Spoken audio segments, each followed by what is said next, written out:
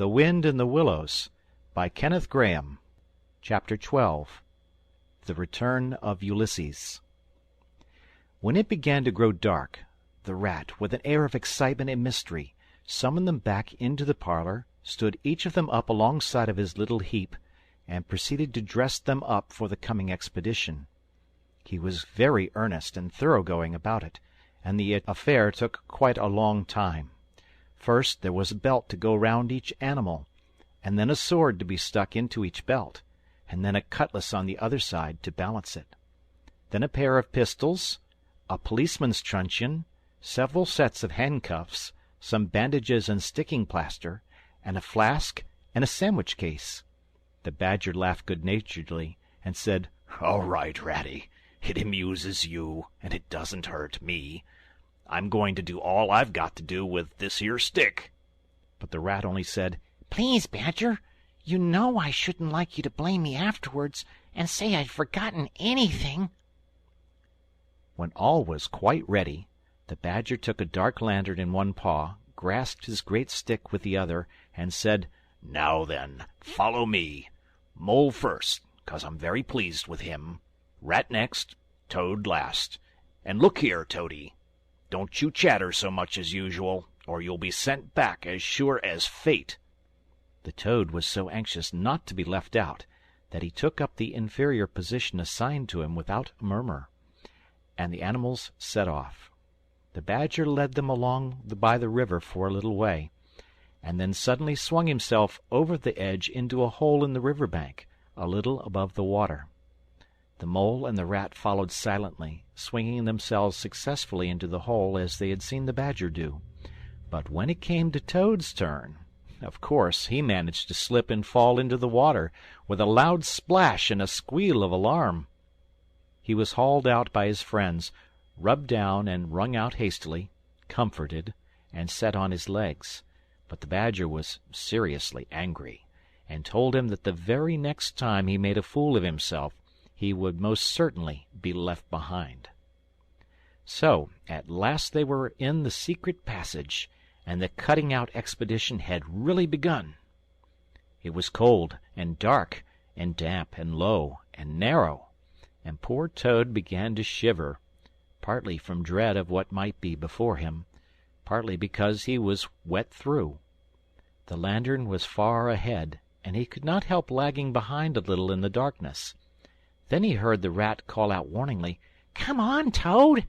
and a terror seized him of being left behind, alone in the darkness, and he came on with such a rush that he upset the Rat into the Mole, and the Mole into the Badger, and for a moment all was confusion. The Badger thought they were being attacked from behind, and as there was no room to use a stick or a cutlass, drew a pistol, and was on the point of putting a bullet into Toad. When he found out what had really happened, he was very angry indeed, and said, "Now this time that tiresome Toad shall be left behind." But Toad whimpered, and the other two promised that they would be answerable for his good conduct, and at last the Badger was pacified, and the procession moved on. Only this time the Rat brought up the rear with a firm grip on the shoulder of Toad. So they groped and shuffled along, with their ears pricked up and their paws on their pistols, till at last the Badger said, "We ought by now to be pretty nearly under the hall." Then suddenly they heard, far away as it might be, and yet apparently nearly over their heads, a confused murmur of sound, as if people were shouting and cheering and stamping on the floor and hammering on tables. The Toad's nervous terrors all returned, but the Badger only remarked placidly, "They are going it, the weasels." The passage now began to slope upwards. They groped onward a little further, and then the noise broke out again, quite distinct this time, and very close above them. "Hooray, hooray, hooray, hooray!" they heard, and the stamping of little feet on the floor, and the clinking of glasses as little fists pounded on the table. "What a time they're having!" said the Badger. "Come on!" They hurried along the passage till it came to a full stop, and they found themselves standing under the trap-door that led up into the butler's pantry. Such a tremendous noise was going on in the banqueting hall that there was little danger of their being overheard. The Badger said, "Now, boys, all together!" and the four of them put their shoulders to the trap-door and heaved it back. Hoisting each other up, they found themselves standing in the pantry, with only a door between them and the banqueting hall, where their unconscious enemies were carousing. The noise, as they emerged from the passage, was simply deafening. At last, as the cheering and hammering slowly subsided, a voice could be made out saying, "Well, I do not propose to detain you much longer." Great applause. "But before I resume my seat," Renewed cheering. "I should like to say one word about our kind host, Mr. Toad. We all know Toad." Great laughter. "Good Toad, modest Toad, honest Toad." Shrieks of merriment. "Only just let me get at him," muttered Toad, grinding his teeth. "Hold hard a minute," said the Badger, restraining him with difficulty. "Get ready, all of you." "Let me sing you a little song," went on the voice, "which I have composed on the matter of Toad." Prolonged applause. Then the Chief Weasel, for it was he, began in a high, squeaky voice. "Toady went a-pleasuring gaily down the street." The Badger drew himself up, took a firm grip of his stick with both paws, glanced round at his comrades, and cried, "The hour is come! Follow me!" and flung the door open wide. My! What a squealing and a squeaking and a screeching filled the air! Well might the terrified weasels dive under the tables and spring madly up at the windows. Well might the ferrets rush wildly for the fireplace and get hopelessly jammed in the chimney. Well might tables and chairs be upset and glass and china be sent crashing on the floor in the panic of that terrible moment when the four heroes strode wrathfully into the room. The mighty Badger, his whiskers bristling, his great cudgel whistling through the air; Mole, black and grim, brandishing his stick and shouting his awful war cry, "A mole! A mole!" Rat, desperate and determined, his belt bulging with weapons of every age and every variety; Toad, frenzied with excitement and injured pride, swollen to twice his ordinary size, leaping into the air and emitting toad whoops that chilled them to the marrow. "Toady went a-pleasuring!" he yelled. "I'll pleasure 'em!" And he went straight for the Chief Weasel. There were but four in all, but to the panic-stricken weasels the hall seemed full of monstrous animals, gray, black, brown, and yellow, whooping and flourishing enormous cudgels, and they broke and fled with squeals of terror and dismay, this way and that, through the windows, up the chimney, anywhere to get out of reach of those terrible sticks. The affair was soon over. Up and down the whole length of the hall strode the four friends, whacking with their sticks at every head that showed itself, and in 5 minutes the room was cleared.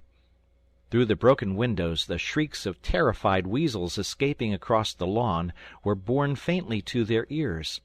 On the floor lay prostrate some dozen or so of the enemy, on whom the Mole was busily engaged in fitting handcuffs.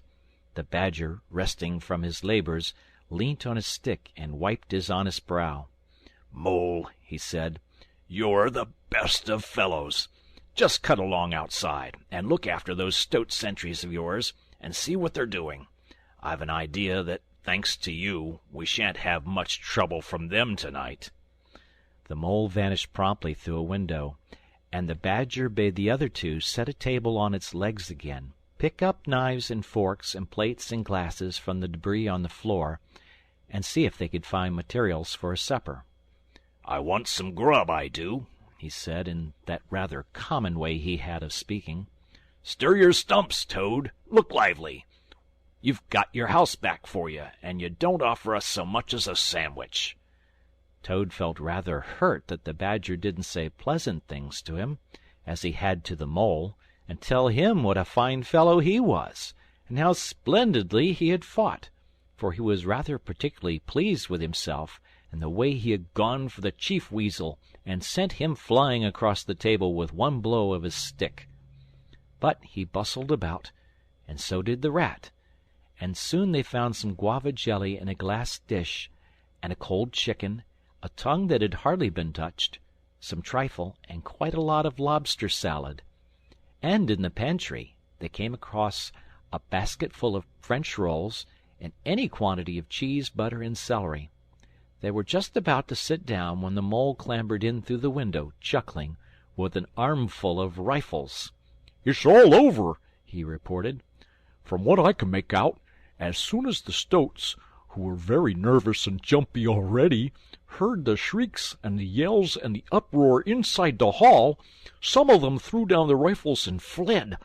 The others stood fast for a bit, but when the weasels came rushing out upon them, they thought they were betrayed, and the stoats grappled with the weasels, and the weasels fought to get away, and they wrestled and wriggled and punched each other, and rolled over and over till most of 'em rolled into the river.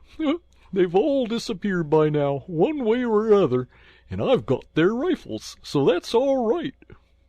"Excellent and deserving animal," said the Badger, his mouth full of chicken and trifle. "Now there's just one more thing I want you to do, Mole, before you sit down to your supper along of us. And it wouldn't trouble you, only I know I can trust you to see thing done, and I wish I could say the same of every one I know. I'd send Rat, if he wasn't a poet. I want you to take these fellows on the floor there upstairs with you, and have some bedrooms cleaned out and tidied up and made really comfortable. See that they sweep under the beds, and put clean sheets and pillowcases on, and turn down one corner of the bedclothes, just as you know it ought to be done, and have a can of hot water and clean towels and fresh cakes of soap put in each room. And then you can give them a licking apiece, if it's any satisfaction to you, and put them out by the back door, and we shan't see any more of them, I fancy. And then come along and have some of this cold tongue. It's first rate. I'm very pleased with you, Mole." The good-natured Mole picked up a stick, formed his prisoners up in a line on the floor, gave them the order, "Quick march!" and led his squad off to the upper floor. After a time he appeared again, smiling, and said that every room was ready and as clean as a new pin. "And I didn't have to lick 'em either," he added. "I thought, on the whole, they had had licking enough for one night, and the weasels, when I put the point to them, quite agreed with me, and said they wouldn't think of troubling me. They were very penitent, and said they were extremely sorry for what they had done. But it was all the fault of the chief weasel and the stoats, and if ever they could do anything for us at any time to make up, we had only got to mention it. So I gave them a roll apiece, and let them out at the back, and off they ran as hard as they could." Then the Mole pulled his chair up to the table and pitched into the cold tongue, and Toad, like the gentleman he was, put all his jealousy from him, and said heartily, "Thank you kindly, dear Mole, for all your pains and trouble tonight, and especially for your cleverness this morning." The Badger was pleased at that, and said, "There spoke my brave Toad." So they finished their supper in great joy and contentment, and presently retired to rest between clean sheets, safe in Toad's ancestral home, won back by matchless valor, consummate strategy, and a proper handling of sticks. The following morning, Toad, who had overslept himself as usual, came down to breakfast disgracefully late, and found on the table a certain quantity of egg-shells, some fragments of cold and leathery toast, a coffee-pot 3/4 empty, and really very little else, which did not tend to improve his temper, considering that, after all, it was his own house. Through the French windows of the breakfast-room he could see the Mole and the Water-Rat sitting in wicker chairs out on the lawn, evidently telling each other stories, roaring with laughter and kicking their short legs up in the air. The Badger, who was in an armchair and deep in the morning paper, merely looked up and nodded when Toad entered the room. But Toad knew his man, so he sat down and made the best breakfast he could, merely observing to himself that he would get square with the others sooner or later. When he had nearly finished, the Badger looked up and remarked rather shortly, "I'm sorry, Toad, but I'm afraid there's a heavy morning's work in front of you. You see, we really ought to have a banquet at once, to celebrate this affair. It's expected of you. In fact, it's the rule." "Oh, all right," said the Toad readily. "Anything to oblige. Though why on earth you should want to have a banquet in the morning I cannot understand. But you know I do not live to please myself, but merely to find out what my friends want, and then try and arrange it for 'em, you dear old Badger." "Don't pretend to be stupider than you really are," replied the Badger crossly. "And don't chuckle and splutter in your coffee while you're talking. It's not manners. What I mean is, the banquet will be at night, of course, but the invitations will have to be written and got off at once, and you've got to write 'em. Now, sit down at that table.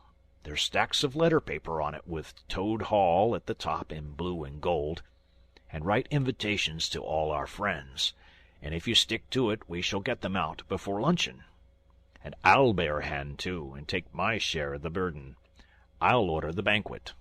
"What?" cried Toad, dismayed.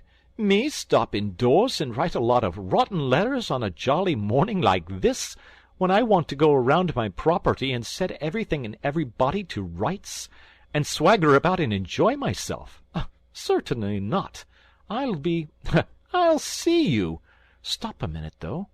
Oh, why? Of course, dear Badger. What is my pleasure or convenience compared with that of others? You wish it done, and it shall be done. Go, Badger, order the banquet, order what you like. Then join our young friends outside in their innocent mirth. Oblivious of me and my cares and toils, I sacrifice this fair morning on the altar of duty and friendship." The Badger looked at him very suspiciously, but Toad's frank, open countenance made it difficult to suggest any unworthy motive in this change of attitude. He quitted the room accordingly in the direction of the kitchen, and as soon as the door had closed behind him, Toad hurried to the writing-table. A fine idea had occurred to him while he was talking. He would write the invitations, and he would take care to mention the leading part he had taken in the fight, and how he had laid the chief weasel flat, and he would hint at his adventures, and what a career of triumph he had to tell about, and on the fly-leaf he would set out a sort of program of entertainment for the evening, something like this, as he sketched it out in his head: "Speech by Toad. There will be other speeches by Toad during the evening. Address by Toad. Synopsis: Our prison system, the waterways of Old England, horse-stealing and how to deal, property, its rights and its duties, back to the land, a typical English squire. Then Song by Toad, composed by himself. And then other compositions by Toad will be sung in the course of the evening by the composer."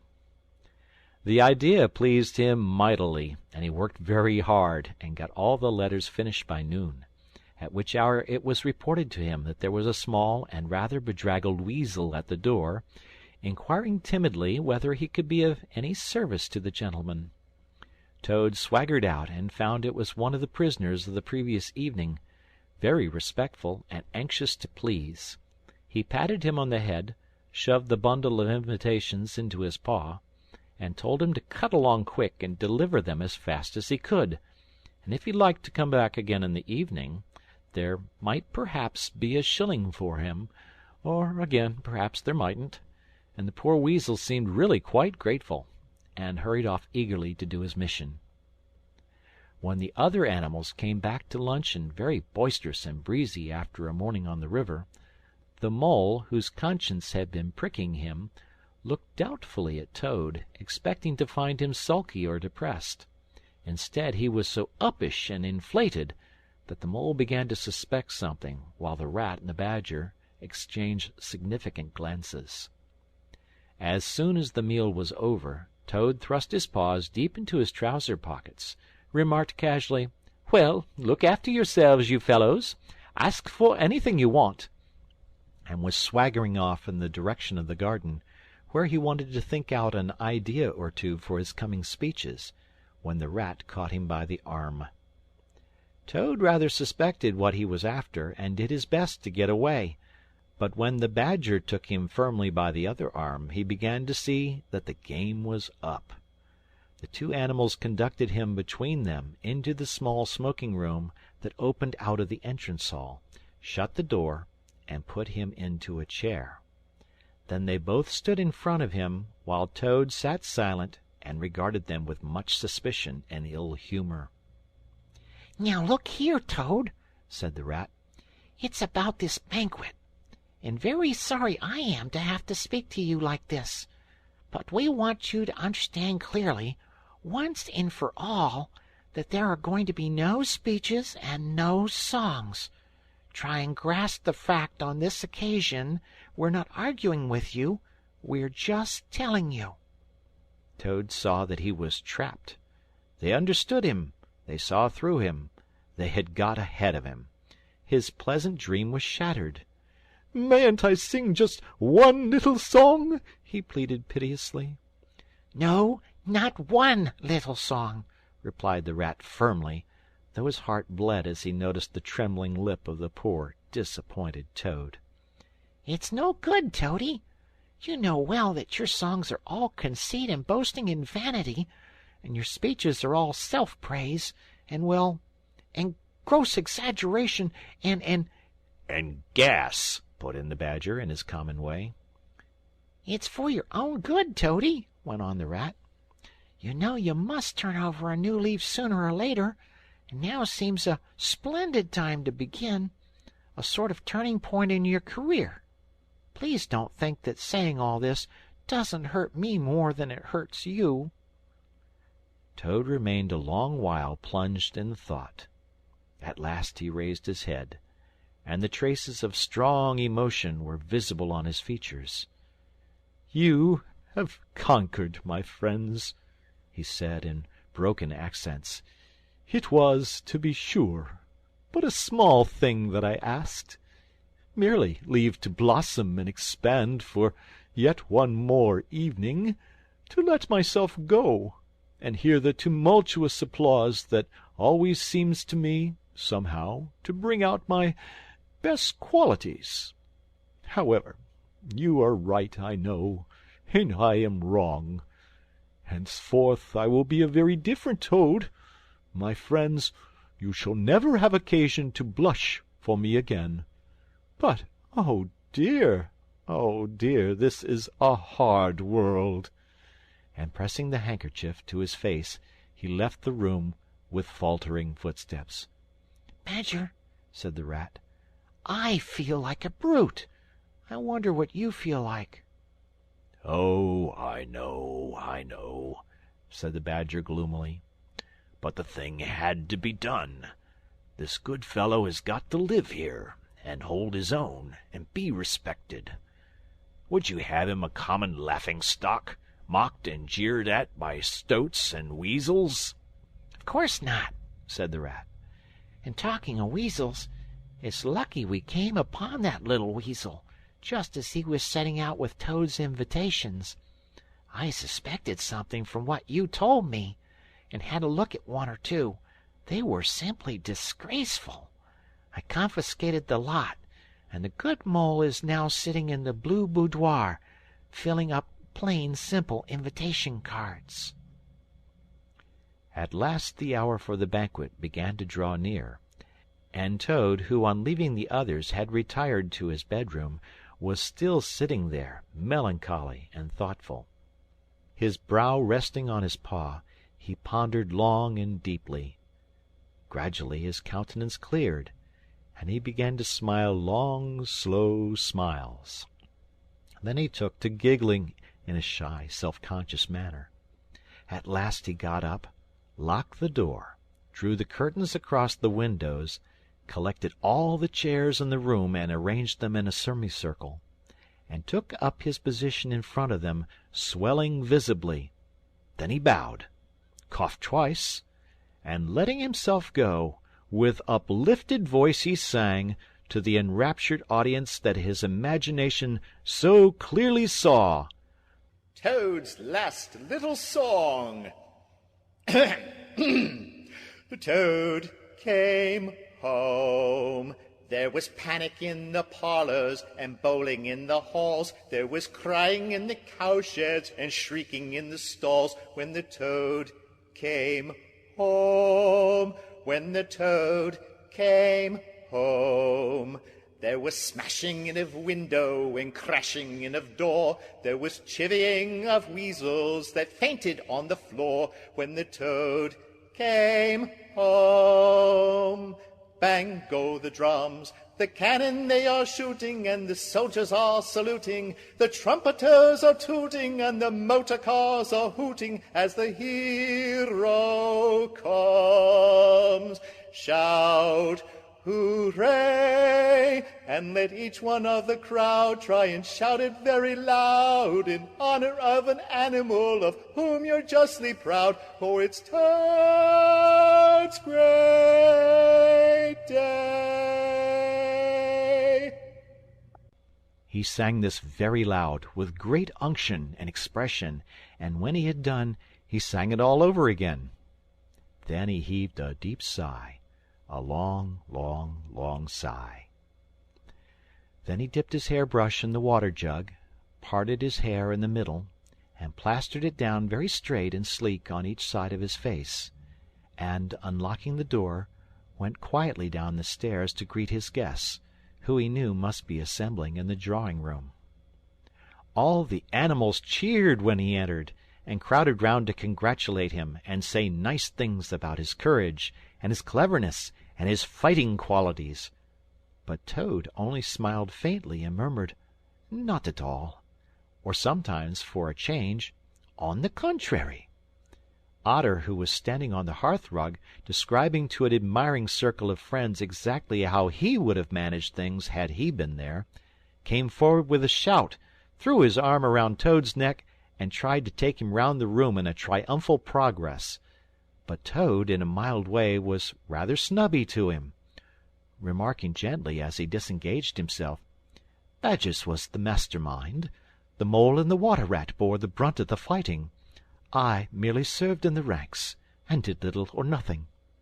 The animals were evidently puzzled and taken aback by this unexpected attitude of his, and Toad felt, as he moved from one guest to the other, making his modest responses, that he was an object of absorbing interest to every one.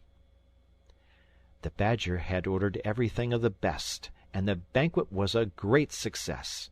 There was much talking and laughter and chaff among the animals, and through it all Toad, who of course was in the chair, looked down his nose and murmured pleasant nothings to the animals on either side of him. At intervals he stole a glance at the Badger and the Rat, and always when he looked they were staring at each other with their mouths open, and this gave him the greatest satisfaction. Some of the younger and livelier animals, as the evening wore on, got whispering to each other that things were not so amusing as they used to be in the good old days, and there were some knockings on the table and cries of "Toad! Speech! Speech from Toad! Song! Mr. Toad's song!" But Toad only shook his head gently, raised one paw in mild protest, and by pressing delicacies on his guest, by topical small talk, and by earnest inquiries after members of their families not yet old enough to appear at social functions, managed to convey to them that this dinner was being run on strictly conventional lines. He was indeed an altered Toad. After this climax, the four animals continued to lead their lives, so rudely broken in upon by civil war, in great joy and contentment, undisturbed by further risings or invasions. Toad, after due consultation with his friends, selected a handsome gold chain and locket set with pearls, which he dispatched to the jailer's daughter with a letter that even the Badger admitted to be modest, grateful, and appreciative. And the engine-driver, in his turn, was properly thanked and compensated for all his pains and trouble.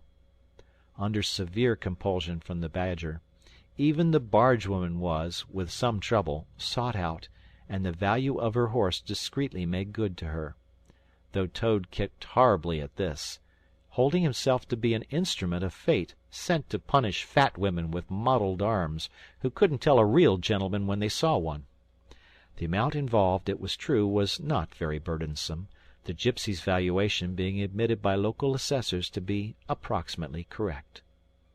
Sometimes, in the course of long summer evenings, the friends would take a stroll together in the wild wood, now successfully tamed so far as they were concerned, and it was pleasing to see how respectfully they were greeted by the inhabitants, and how the mother weasels would bring their young ones to the mouths of their holes and say, pointing, "Look, baby, there goes the great Mr. Toad, and that's the gallant water rat, a terrible fighter, walking along of him, and yonder comes the famous Mr. Mole, of whom you so often have heard your father tell." But when their infants were fractious and quite beyond control, they would quiet them by telling how, if they didn't hush them and not fret them, the terrible grey Badger would up and get them. This was a base libel on Badger, who, though he cared little about society, was rather fond of children, but it never failed to have its full effect. This is the end of the book, The Wind in the Willows.